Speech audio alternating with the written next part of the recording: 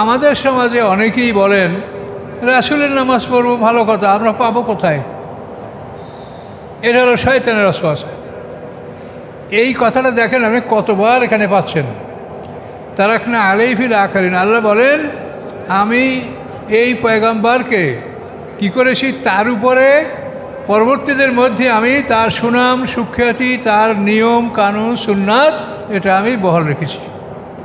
কারণ এই জন্য পয়গম্বরদের জীবন চরিত্র, তাদের আমল আখলাক এটা হারিয়ে যায় না।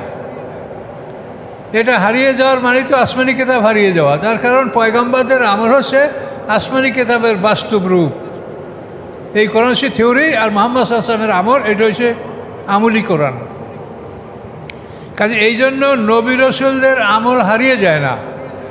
নামাজ এখন এক শ্রেণীর স্কলার বাইর হয়েছে, তারা বলে কোরআনের সালাত এটা আমরা পড়ি না, কিন্তু কোরআনের সালাত যে কী তার একটা রূপরেখাও ওনারা দিচ্ছেন না, শুধু মানুষকে বিভ্রান্ত করার জন্য বড় বড় কথা বলে বেড়াচ্ছেন। এ নামাজ ঠিক না, কোরআনে এই সালাতের কথা বলা হয় নাই, কোরআনের সালাত এই সেই, কিন্তু তার একটা স্ট্রাকচার বা তার একটা আপনি যে পাবেন যে এটা এরকম কিছু তারা স্পষ্ট বলছে না। এগুলো সে সমাজে বিভ্রান্তি সৃষ্টি করা এবং এর মাধ্যমে সমাজকে তারা একটা সন্দেহের মধ্যে পতিত করছে। এটা মারাত্মক জিনিস। নামাজ কেমন করে ভুল হয়? রাসূল সাল্লাল্লাহু আলাইহি ওয়াসাল্লামের পিছে সাহাবীরা নামাজ পড়ছেন কয় ওয়াক্ত? 5 ওয়াক্ত। তো 5 ওয়াক্ত নামাজ যদি আপনি একটা লোকের পিছে পড়েন, সেইটা কি ভুলে যাওয়ার কথা? আজকে পড়ছেন 5 ওয়াক্ত, কালকে পড়ছেন 5 ওয়াক্ত, পরশু 5 ওয়াক্ত, প্রতিদিন আপনি 5 ওয়াক্ত নামাজ একটা মানুষের মাঝে পড়লে এইটা কি ভুল হতে পারে বলেন? এটা কীরকম কথা বলেন যে রাসূলের নামাজ আমরা জানি না? এইভাবে সাহাবায়ে কেরাম রাসূলের নামাজ পড়েছেন। সাহাবায়ে কেরামদের যুগ শেষ হয়েছে, আল্লাহ রসুলের অসুস্থতার সময়ই তো আবু বকর সিদ্দিক ইমামতি শুরু করেছেন। আল্লাহ রসুল জীবিত থাকতে আবু বকর সিদ্দিক রাদিয়াল্লাহু তাআলা আনহু 17 ওয়াক্ত নামাজের ইমামতি করেছেন। তো এভাবে সাহাবীরা নামাজ পড়েছেন, সাহাবীদের পিছনে তাবেঈনরা নামাজ পড়েছেন, তাবেঈনদের পিছনে তাবৎ তাবেঈন। এইভাবে এমন একটা দিন কি পৃথিবীতে অতীত হয়েছে যেই দিন পৃথিবীর মানুষ নামাজ পড়ে নাই? তাহলে এখন এই নামাজটা দৈনিক 5 বার পৃথিবীর মানুষ আল্লাহ রসুল দিন নিয়ে আসার পর থেকে এখন পর্যন্ত এবং কিয়ামত পর্যন্ত এরা মানুষ পড়বে। আর এই নামাজটা ভুল হয়ে গেছে, তাহলে সঠিকটা কি তোমার কাছে বলো? তাহলে তোমার কাছে সঠিকটা কি? তুমি তোমার জন্ম সম্বন্ধে বলতে পারো যে সঠিক কি না? কেউ এটা গ্যারান্টি দিতে পারে? তো না দেখে না বুঝিয়ে আমার বাবা অমুক, মায়ে বলছে এই তোর বাবা, বাস এইটাই দলিল আর কি।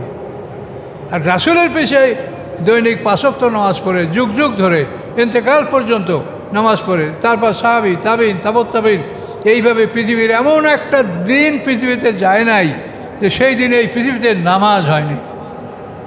তাহলে নামাজ কী করে ভুল হয় বলেন? এটা হলো একটা শয়তানি ওয়াসওয়াসা, আর আপনাদেরকে বিভ্রান্ত করা এবং তাদের ডিগ্রি রকম সকম দেখলে একজন পিএইচডি, একজন অমুক ডক্টর, মানে মনে হয় যেন আপনার ঘাবড়াই যাবেন যে এত বড় লোকে কি ভুল বলতে পারে, এদের সব ঠিক বলছে। কিন্তু আসলে তাদের জ্ঞানও আছে, কিন্তু তারা আমাদের যে শত্রু, ইসলামের শত্রু যারা ইসলামকে বিভ্রান্ত করতে চায়, তাদের কাছে এরা বিক্রি হয়ে গেছে। যারা এই ধরনের বিভ্রান্তিকর কথা বলে তাদের আর কিছু না, তারা শুধু আমাদের শত্রুদের কাছে বিক্রি হয়ে গেছে। এবং প্রথমে তাদের কথা শুনলে সবাই আপনার ভালো লাগবে। এইভাবে করে করে যখন কথা ভালো বলে বলে যখন আপনাদের একটা আস্থা সৃষ্টি হবে যে উনি ভালো বলে, তখন শুরু করবে এই কাম, যাতে আপনার ঈমান আকীদা কিচ্ছু থাকবে না। কাজে আমি আপনাদের কিছু করতে পারবো না।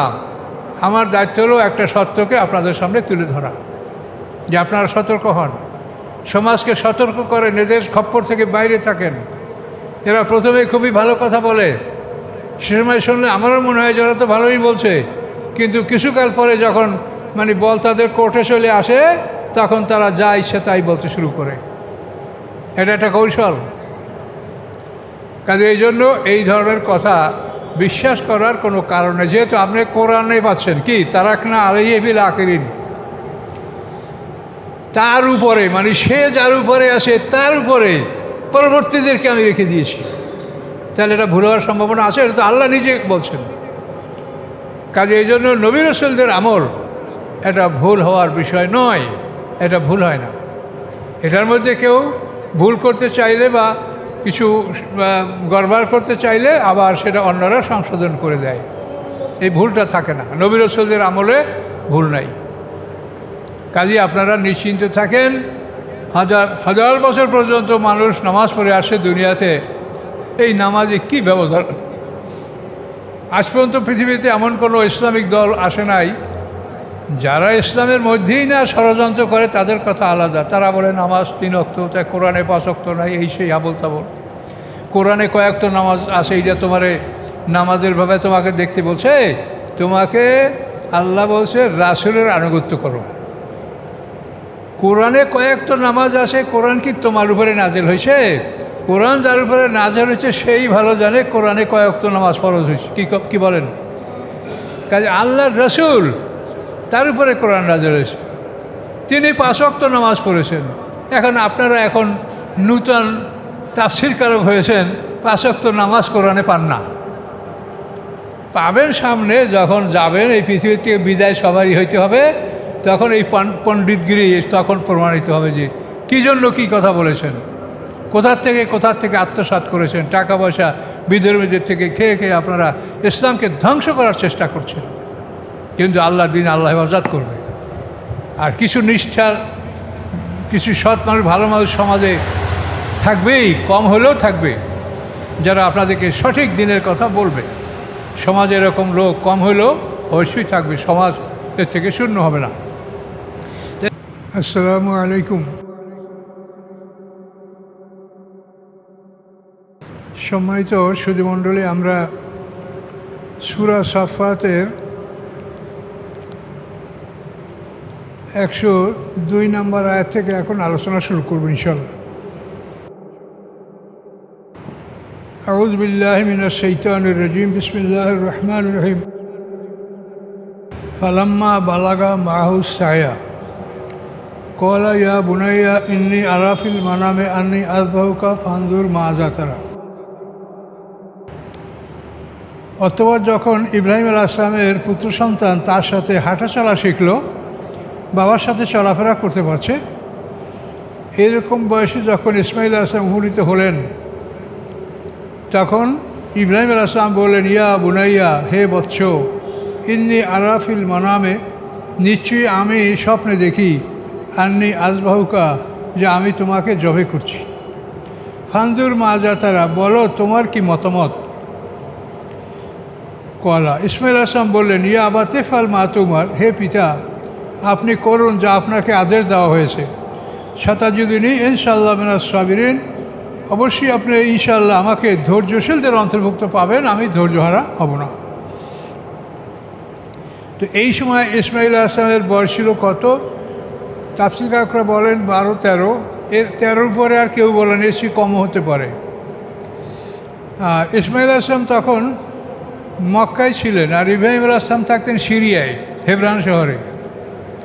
তো ইব্রাহিম আলাইহিস সালাম মাঝে মাঝে ওই সিরিয়ার হেবরান শহর থেকে মক্কায় চলে আসতেন। তার বিবি হাজেরা তাকে দেখাশোনা করতেন এবং সন্তানের খোঁজখবর নিতেন। তো এই সময় ও বিবি হাজেরা জীবিত আছেন, মা বাবা ইব্রাহিম আলাইহিস সালাম, মা হাজেরা উভয় জীবিত আছেন। এই সময় ইসমাইল আলাইহিস সালামের এই কুরবানির ঘটনাটা ঘটে। তো ইসমাইল আলাইহিস সালাম সে বালক, তারপরও সে বললেন যে ইনশাআল্লাহ আপনি আমাকে ধৈর্যশীলদের অন্তর্ভুক্ত পাবেন।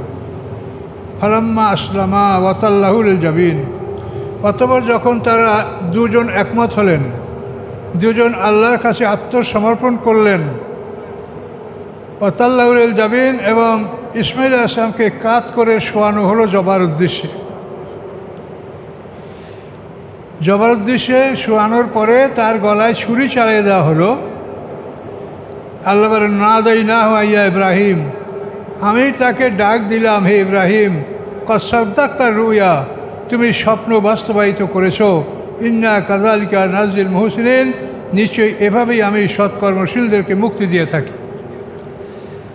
মানে অনেক কথাই উজ্জ্ব আছে যে ইব্রাহিম আলাইহিস সালাম যখন ইসমাইল আলাইহিস সালামকে জবে করার নিয়তে শোয়াইছেন, তখন ইসমাইল আলাইহিস সালামের চক্ষু বন্ধ ছিল, ইব্রাহিম আলাইহিস সালামেরও চক্ষু বন্ধ ছিল।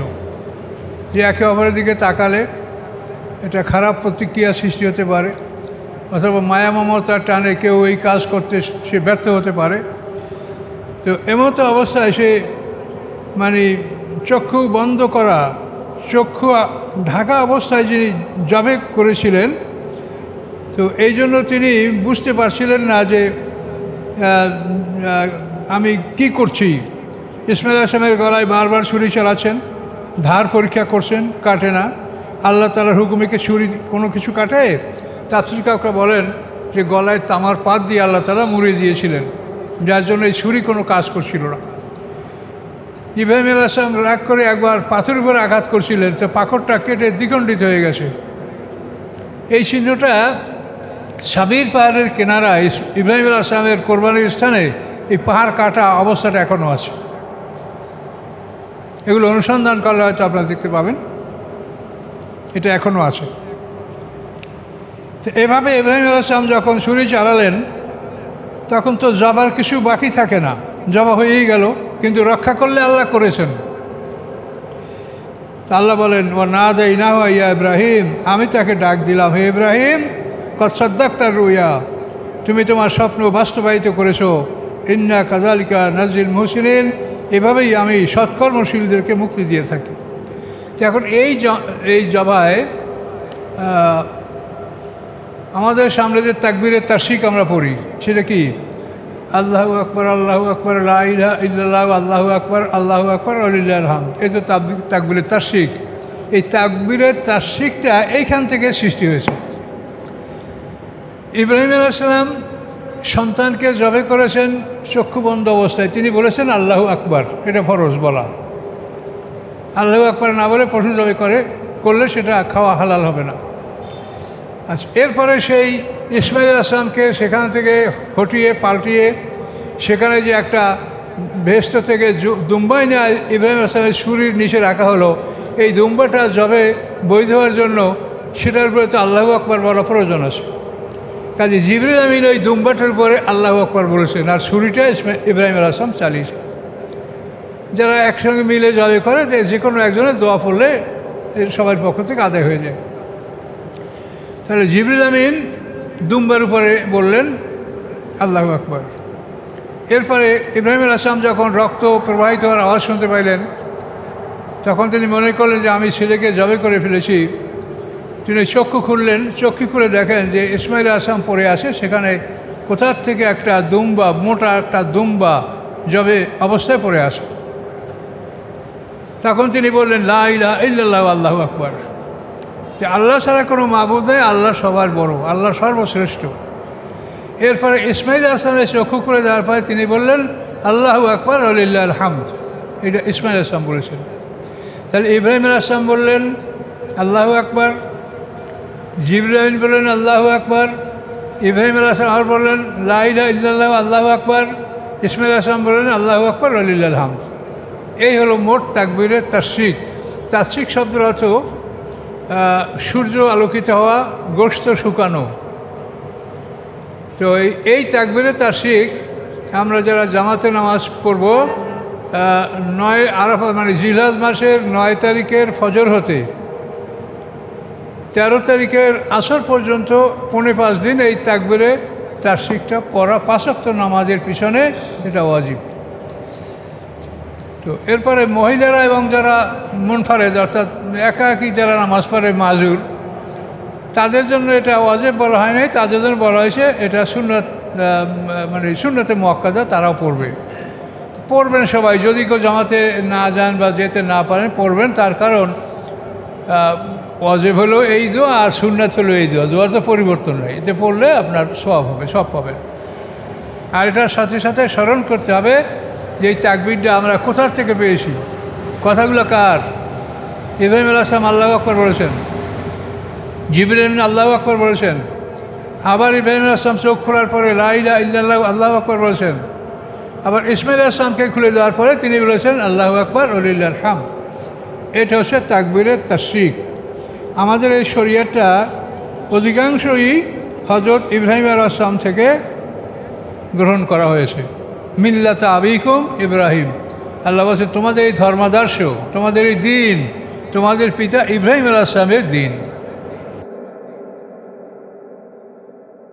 ইন্না হাযা লাহুল বালাউল মুবিন, আল্লাহ বলে নিশ্চয়ই এটা একটা স্পষ্ট, একটা পরিষ্কার স্পষ্ট একটা বড় ধরনের পরীক্ষা, যে তার 99 বছর বয়সে বা 98 বছর বয়সে এই জন্মের তারিখটা সম্বন্ধে বিভিন্ন তাফসির বিভিন্ন লেখা, 88 লেখা, কেউ আবার 99, কেউ 98, যাই হোক এই সময়ের মধ্যেই বার্ধক্যে ইসমাইল আলাইহিস সালাম জন্মগ্রহণ করেছেন। বার্ধক্যে একটা সন্তান, আর কোনো সন্তান নাই, এই সন্তানটাকেই আল্লাহ তাআলা জবাই করতে বললেন।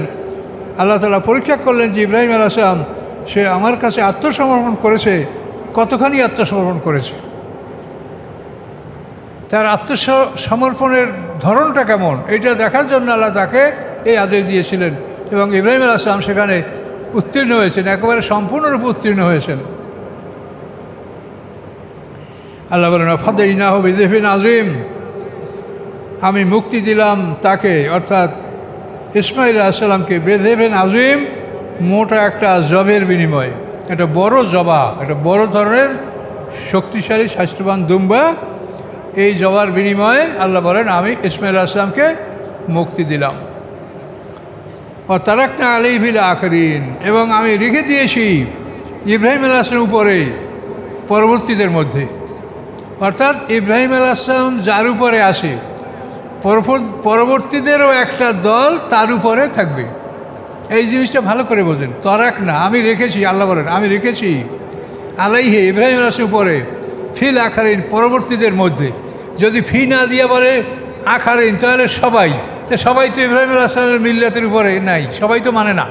এই জন্য ফিল আখিরিন মানে পরবর্তীদের মধ্যে এক শ্রেণীর লোক, একদল আছে যাদেরকে আল্লাহ বলেন আমি ইব্রাহিম আলাইহিস সালামের নিয়মের উপরে, তরিকার উপরে, তার সুন্নাতের উপরে আমি রেখেছি। তো এই কথাটা খুবই গুরুত্বপূর্ণ, তার কারণ আমাদের সমাজে অনেকেই বলেন রাসূলের নামাজ পড়ব, ভালো কথা, আমরা পাবো কোথায়? এটা হলো শয়তানের ওয়াসওয়াসা। এই কথাটা দেখেন আপনি কতবার এখানে পাচ্ছেন। তারাকনা আলাইহি ফিল আখিরিন, আল্লাহ বলেন আমি এই পয়গম্বরকে কি করেছি, তার উপরে পরবর্তীদের মধ্যে আমি তার সুনাম সুখ্যাতি, তার নিয়ম কানুন সুন্নাত, এটা আমি বহাল রেখেছি। কারণ এই জন্য পয়গম্বরদের জীবন চরিত্র, তাদের আমল আখলাক, এটা হারিয়ে যায় না। এটা হারিয়ে যাওয়ার মানে তো আসমানি কিতাব হারিয়ে যাওয়া। তার কারণ পয়গম্বরদের আমল হচ্ছে আসমানি কিতাবের বাস্তব রূপ। এই কোরআন হচ্ছে থিওরি, আর মুহাম্মদ সাল্লাল্লাহু আলাইহি ওয়াসাল্লামের আমল এটা হচ্ছে আমলি কোরআন। কাজে এই জন্য নবী রসুলদের আমল হারিয়ে যায় না।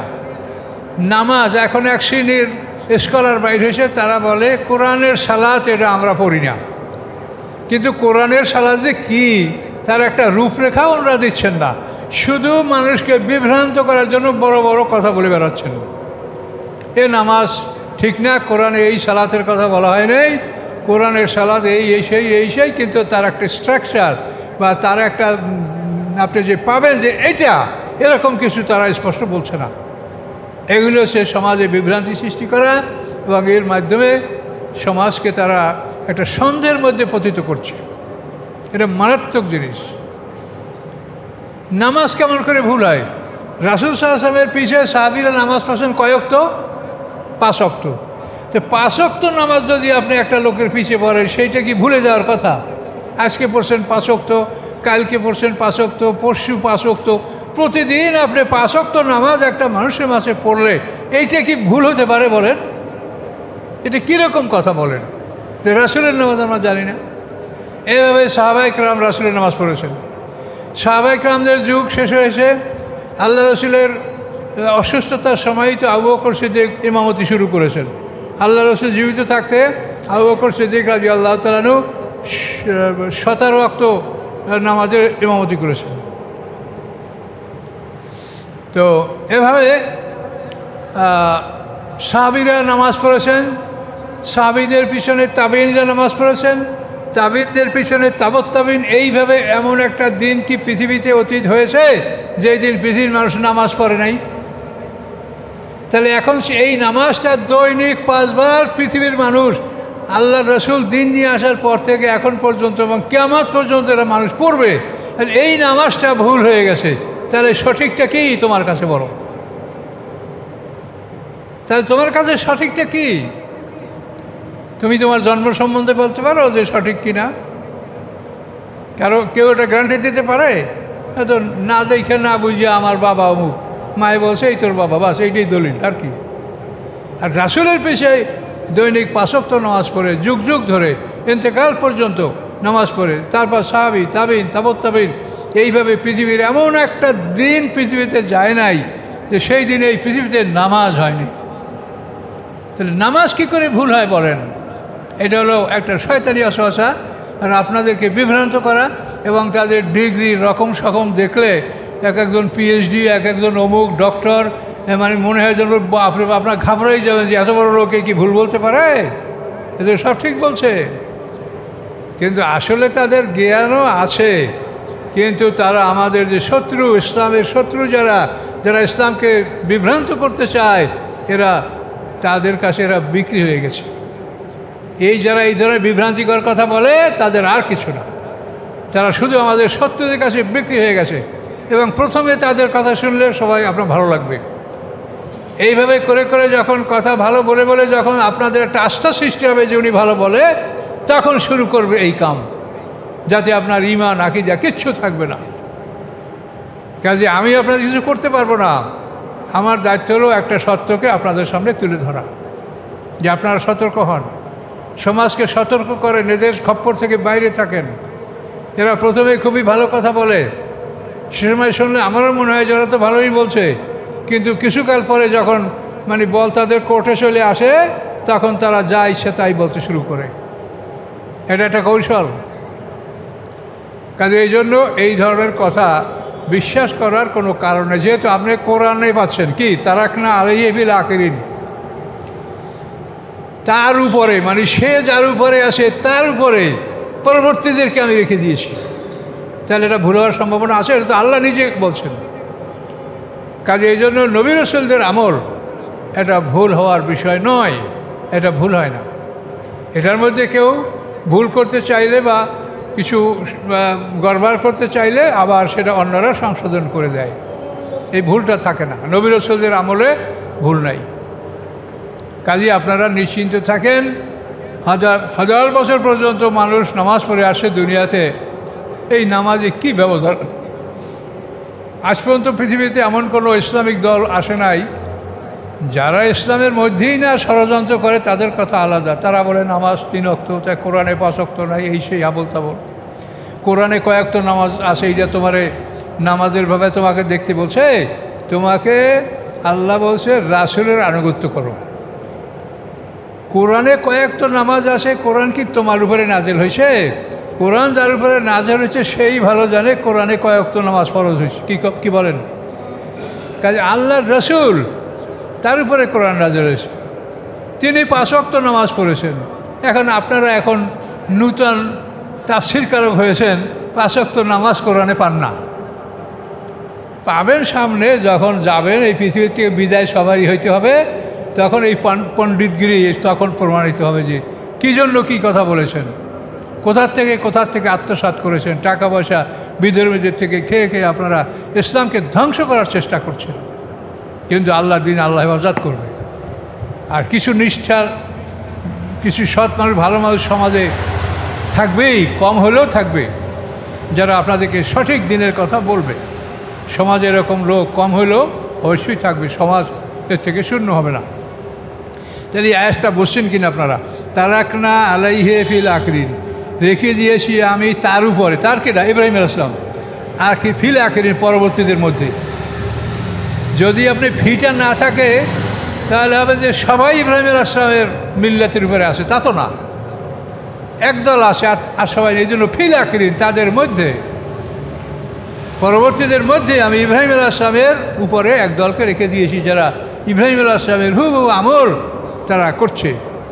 সালামুন আলা ইব্রাহিম ইব্রাহিম আলাইহিস পুরের শান্তি, কাযালিকা নাজিল মুহসিনিন, এবং এইভাবে আল্লাহ বলেন এইভাবে আমি সৎকর্মশীলদেরকে আমি পুরস্কার দান করে থাকি। ইনজামে নেবাদান মুমিনিন, নিশ্চয়ই ইব্রাহিম আলাইহিস সালাম আমার মোমেন বান্দাদের অন্তর্ভুক্ত। তাহলে আমরাও মোমেন, ইব্রাহিম আলাইহিস সালামও মোমেন। তাহলে ইব্রাহিম আলাইহিস সালাম থেকে আমাদের পর্যন্ত মাঝখানে যারা আসে তারা কি ইহুদি খ্রিস্টান? কথা বলেন। ইন্নাহু মিন ইবাদিনাল মুমিন, নিশ্চয়ই ইব্রাহিম আলাইহিস সালাম মোমেন বান্দাদের অন্তর্ভুক্ত। তো ইব্রাহিম আলাইহিস সালাম মোমেন, আমরাও মোমেন। তাহলে এর মাঝে যারা গেল, ইব্রাহিম আলাইহিস সালামের পরে মুসা আলাইহিস সালাম আসে, দাউদ আলাইহিস আসে, ঈসা আলাইহিস সালাম আসে, তাহলে এরা কি ইহুদি আর খ্রিস্টান? যদি তারা ধর্মবিশ্বাসী হয় তাহলে তারাও মোমেন। ইব্রাহিম আলাইহিস সালাম মোমেন, তারাও মোমেন, আমরাও মোমেন। পৃথিবীতে মানুষ হলো দুই দল, মোমেন এবং কাফের, এর বাইরে কোনো দল নাই। কাজে আপনারা যে একাধিক দল সাব্যস্ত করেন, এটা কোরআনে নাই। করলে করতে পারেন, সমাজে আসে, হাদিসে আসে, কিন্তু কোরআনে নাই। এবং এটা আপনি দেখেন, মৃত্যুর পরে ইল্লিন সিজিন, এই দুইটা জায়গা ছাড়া আর কোনো জায়গায় আপনার থাকবেন এরকম কোনো খবর কোরআন হাদিসে নাই। বিচারের পরে জান্নাত এবং জাহান্নাম, এই দুইটা ঠিকানা ছাড়া তৃতীয় কোনো ঠিকানার কথা কি আপনারা শুনেছেন কোথাও? তাহলে দল দুইটাই, একটা হলো মোমেন, একটা হলো কাফের। এখন মোমেন যারা, তাদেরকে পরীক্ষা করবে আল্লাহ। পরীক্ষা যদি পাশ করেন তাহলে আপনি জান্নাত পাবেন। আর মোমেন আসেন কিন্তু পরীক্ষা পাশ করলেন না, তাহলে সে দায়িত্ব আপনার। সেটা আপনার মধ্যে কী ত্রুটি আছে সেটা আপনি পরীক্ষা নিরীক্ষা করে দেখেন, যে আপনি যেন পরীক্ষায় পাশ করতে পারেন, সেভাবে আপনি প্রস্তুত হয়ে যাবেন। অবশ্যই নাও বেশাক, আল্লাহ বলেন এরপরে ইসমাইল আলাইহিস সালামের পরে সুসংবাদ দিলাম আমি তাকে ইসহাক নামক এক পুত্র সন্তানের। এই ইসহাক হলেন বিবি সারার পেটের থেকে হচ্ছে, এবং ইসমাইল আলাইহিস সালামের 13 বছর পরে এই ইসহাক আলাইহিস সালাম জন্মগ্রহণ করেছে। নাবিয়্যাম মিনাস সালিহিন, এবং ইসহাক আলাইহিস সালাম একজন সৎকর্মশীল নবীদের অন্তর্ভুক্ত। তিনি সালিহিন, সৎকর্মশীল এবং নবীদের অন্তর্ভুক্ত। নবী এবং সৎকর্মশীল ছিলেন ইসহাক আলাইহিস সালাম। বারাকনা আলাইহি ওয়া আলা ইসহাকা, আমি বরকত দিয়েছি ইব্রাহিম আলাইহিস সালামের পরে, এবং আমি বরকত দিয়েছি ইসহাক আলাইহিস সালামের। ওমিন যুররিয়াতিহিমা, এবং উভয় সন্তানের মধ্যে, ইসহাক আলাইহিস সালাম, ইব্রাহিম আলাইহিস সালাম, উভয় সন্তানের মধ্যে মুহসিনুন, সৎকর্মশীলও আছে, জালেমুন লিনাফসি, যারা নিজদের উপরে জুলুম করে তারাও আছে, মুবিন, স্পষ্ট। অর্থাৎ ইব্রাহিম আলাইহিস সালাম, ইসহাক আলাইহিস সালামের বংশ থেকে যারা পৃথিবীতে আছে তাদের মধ্যে কতক জালেমও আছে, নিজদের উপরে জুলুম করে, আর কতক আছে সৎকর্মশীল। সব মানুষ, কোনো নবীর বংশধর সব মানুষ ভালো হয় না। ওয়ালাকাদ মানান্না আলা মূসা ওয়া হারুন, নিশ্চয়ই আমি অনুগ্রহ দান করেছি মূসা আলাইহিস সালাম এবং হারুন আলাইহিস সালামের উপরে। এই দুইটা মানুষ, পিতার নাম তাদের ইমরান, কিন্তু তাদের পিতার কোনো দায়িত্ব বা কর্ম কিছুই আমরা কোরআন হাদিসে পাই না। শুধু মূসা আলাইহিস সালামের মায়ের কথা পাই, যে মায় তাকে লালন পালন করছে, মায় তাকে সিন্ধুকে ভাসাইছে, কিন্তু বাবাই কী করছে এ কথা কিন্তু আমরা আপনাদেরকে বলতে পারি নাই, পাই না, বলবো কোথার থেকে। তো এই মূসা এবং হারুন, এদের উপরে আল্লাহ তাআলা ইহসান করেছেন, অনুগ্রহ দান করেছেন। নাজ্জাইনাহুমা মিনা ওয়া কওমাহুমা, আল্লাহ বলেন মুক্তি দিয়েছি আমি তাদের দুজনকে, মূসা আলাইহিস সালাম, হারুন আলাইহিস সালামকে, ওয়া কওমাহুমা, এবং তাদের দুজনের জাতিকে, মিনাল কারবেল আযীম, বড় শাস্তি হতে, বড় মুসিবত হতে, বড় বিপদ হতে আমি তাদেরকে রক্ষা করছি। বিপদটা ছিল কি? ফেরাউন। ফেরাউনের সামনে তার ধর্ম পরিবর্তন করতে বলা, তাকে ধর্ম ত্যাগ করে ইসলাম গ্রহণ করতে বলা, এটা কি যাই সেই কথা মনে করেন? যে সমস্ত বনী ইসরাঈলকে গোলাম করে রেখেছিল, 350 বছর সে মিশর শাসন করেছে। এই জন্য বলেন যে বড় মুসিবতে তারা ছিল মূসা আলাইহিস সালাম, হারুন আলাইহিস সালাম, আমি তাদেরকে এই মুসিবত থেকে মুক্তি দিয়েছি। মূসা আলাইহিস সালাম, হারুন আলাইহিস সালাম যখন ফেরাউনের কাছে গেছে, তখন ফেরাউন ভীত হয়ে গেছে, তাদের সামনে কোনো বেয়াদবি বা কোনো খারাপ কথা বলার সাহস করে নাই। তার কারণ, বলবা তুমি শক্তি কোথার থেকে পাবা? শক্তি তো আল্লাহ দিবে, তোমার জীবের মালিক আল্লাহ। কিন্তু ফেরাউন মূসা আলাইহিস সালাম, হারুন আলাইহিস সালামের সাথে কোনো দুর্ব্যবহার করতে পারে নাই। ও নাসার নাহম, আল্লাহ বলেন আমি বনী ইসরাঈলদেরকে সাহায্য করেছি। ফাকানুহুমুল গালিবিন, এবং তারাই ছিল জয়যুক্ত। ও আতাইনহুমাল কিতাব আল মুস্তাবিন, এবং দিয়েছি আমি উভয়কে কিতাব আল মুস্তাবিন, উজ্জ্বল কেতাব, স্পষ্ট বিশদ ব্যাখ্যা সম্পন্ন কেতাব আমি তাদেরকে দিয়েছি, সেটা হলো তাওরাত কেতাব। হাদাইনাহুমা সিরাত আল মুস্তাকিম, এবং পথ দেখিয়েছি আমি উভয়কে সিরাত আল মুস্তাকিম, সরল পথ, সরল রাস্তা। ও তারাকনা আলাইহিম ফিল আখিরিন, এবং রেখে দিয়েছি তাদের উভয়ের উপরে পরবর্তীদের মধ্যে। এই তাদের উভয়ের উপরে আমি পরবর্তীদের মধ্যে একটা সম্প্রদায় রেখেছি যারা মুসা এবং হারুন আসলামকে হুবহু অনুকরণ করবে। তাহলে এখন দেখেন, প্রত্যেক পয়গম্বরের ব্যাপারে আল্লাহ গ্যারান্টি দিয়েছেন যে পয়গম্বরদের তিরোধানের পরে যারা থাকে তাদের মধ্যে থেকে অন্তত একটা দল এমন থাকে যারা পয়গম্বরদের রীতিনীতির উপরে থাকে। কাজেই পয়গম্বরের আদর্শ এটা হারিয়ে যায় না। মুহাম্মদ সাল্লাল্লাহু আলাইহি ওয়াসাল্লামের নামাজও হারিয়ে যায় নাই, তার সুন্নাতও হারিয়ে যায় নাই, তার জীবন ব্যবস্থা কোনোটাই হারিয়ে যায় নাই। পৃথিবীর মানুষ আল্লাহ রসুলকে জীবনের চাইতে ভালোবাসে, আল্লাহ রসুলের কোনো কর্মকে মুসলমানরা হারিয়ে ফেলে নাই। বলেন সত্য কিনা? এই মুসলমানরা নিজের জীবনের চাইতে আল্লাহ রসুলকে ভালোবাসেন, কাজেই রাসুলের কোনো আমলকে তারা হারিয়ে ফেলে নাই। রাসুলের সব আমলগুলি তারা ধরে রেখেছে। কাজেই ওনারা কী করবে, মনে হয় যেন ওনাদের উপরে কেতাব নাযিল হয়েছে, ওনারা কী করবে ঠিক করতে পারছে না। ওয়াতারাকনা আলাইহিম ফিল আখিরিন, পরবর্তীদের মধ্যে তাদের যশ সুনাম সুখ্যাতি আমি বহাল রেখেছি। সালামুন আলা মুসা হারুন, শান্তি মুসা আলাইহিস সালামের উপরে এবং হারুন আলাইহিস সালামের উপরে, তাদের উপরে শান্তির ঘোষণা আল্লাহ দিলেন। ইন্না কাযালিকা নাজিল মুহসিনিন, নিশ্চয়ই আমি আল্লাহ এভাবেই পুরস্কার দান করে থাকি সৎকর্মশীলদেরকে। ইন্নাহুম মিন ইবাদিনাল মুমিনিন, নিশ্চয়ই তারা দুজন ছিল মোমেন বান্দাদের অন্তর্ভুক্ত। এখন দেখেন, ইব্রাহিম আলাইহিস সালাম ছিলেন মোমেন, আর মুসা আলাইহিস সালাম হারুন আলাইহিস সালাম ছিল মোমেন।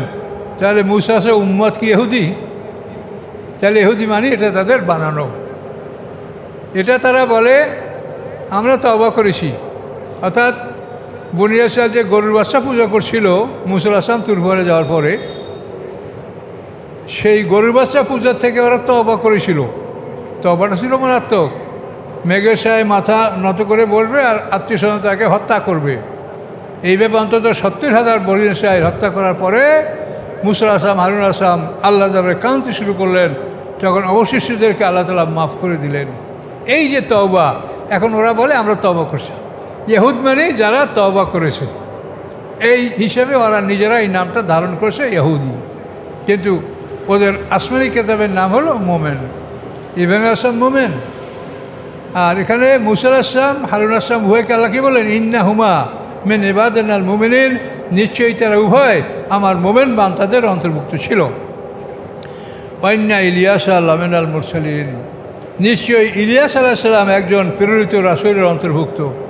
ইলিয়াস আলাইহিস সালামের আগমন হলো মুসা আলাইহিস সালামের অনেক পরে।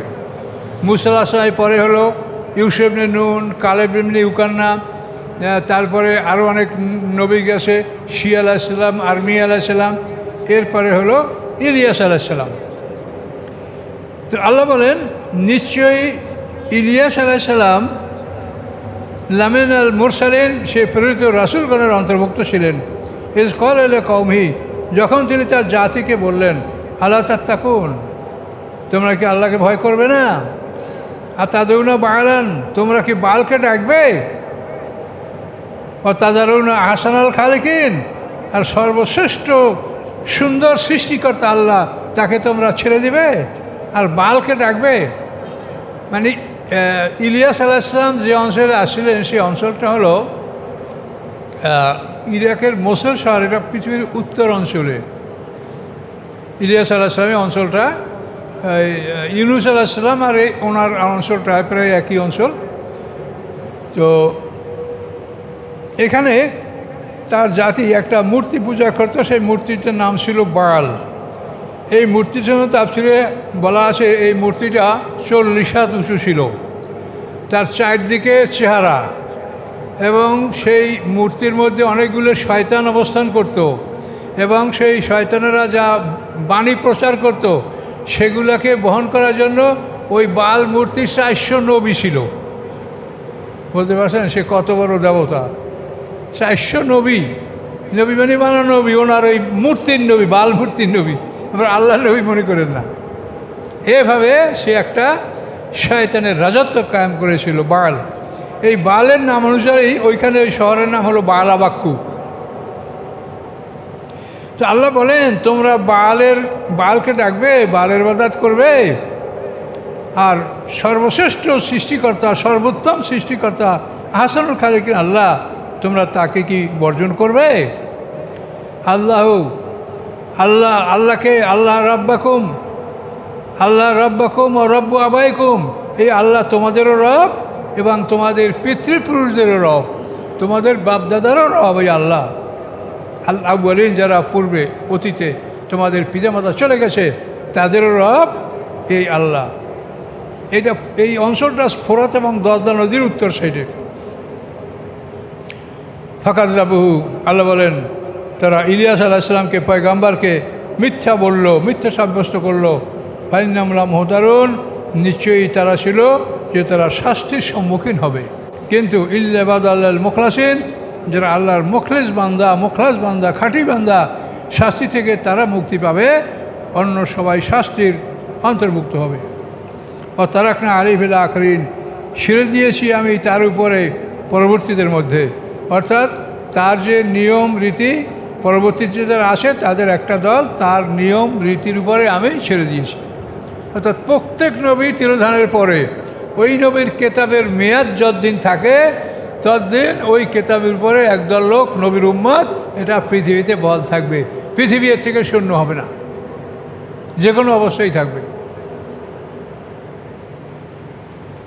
সালামুন আলা ইলিয়াসিন, ইলিয়াস সম্প্রদায়ভুক্ত যারা তাদের উপরে আল্লাহ বলেন তাদের উপরে শান্তি। ইন্না কাযালিকা নাজিল মুহসিনিন, আল্লাহ এইভাবেই আমি সৎকর্মশীলদেরকে বিনিময় দান করে থাকি। ইন্নাহুম মিন ইবাদিনাল মুমিনিন, নিশ্চয়ই তারা আমার মোমেন বান্দাদের অন্তর্ভুক্ত। তাহলে ইলিয়াস আলাইহিস সালামও মোমেন। তাহলে কি দেখলেন আপনি? ইব্রাহিম আলাইহিস সালাম মোমেন, তারপরে মুসা আলাইহিস সালাম, হারুন আলাইহিস সালাম মোমেন, হ্যাঁ, আবার ইলিয়াস আলাইহিস সালাম এও মোমেন। তাহলে আসলে আমরা মোমেন, এইটি আমাদের পরিচয়। ইহুদি খ্রিস্টান বা অন্য কোনো কিছু এটা আমাদের পরিচয় নয়। আমরা মোমেন বা মুসলিম, এই দুইটার নাম আমাদের কোরআনে আল্লাহ স্বীকৃতি দিয়েছে, এই দুইটার নাম আমাদের।